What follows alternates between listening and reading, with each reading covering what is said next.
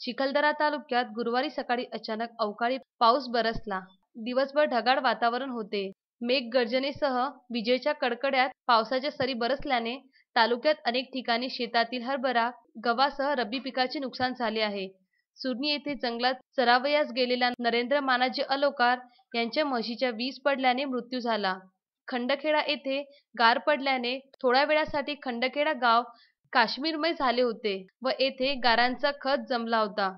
सकाळपासूनच ढग दाटले होते. अवकाळी पाऊस बरसणार असल्याचा अंदाज घेऊन शेतकऱ्यांची शेतात गहू, हरभरा सोंगून ठेवलेला होता. त्याला झाकण्यासाठी एकच धांदल उडाली असता सकाळी अचानक अवकाळी पावसाच्या तुरळक सरी बरसल्या. त्यामुळे तालुक्यातील अनेक शिवारांमध्ये शेतकऱ्यांनी सोंगून ठेवलेला हरभरा काही प्रमाणात भिजला. तसेच वादळाने गहू पीक जमिनीवर झोपल्याने गव्हाचे नुकसान झाले. सध्या हरभरा, गहू पीक काढणीस आले आहे. शेतकऱ्याची गहू, हरभरा सोंगण्याची लगबग सुरू आहे. तालुक्यातील शेतकऱ्यांनी शेतातील पिकांची सोंगणी करून शेतात ठेवलं आहे. मात्र अचानक पावसाने सुरुवात केल्याने सोंगलेल्या शेतकऱ्यांचे पीक पावसाने भिजले आहे. वादळी पावसाने आंब्याचे सुद्धा नुकसान झाले.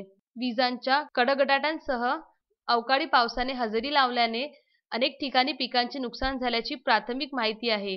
अस्मानी संकटाने शेतकरी हवालदिल झाला आहे.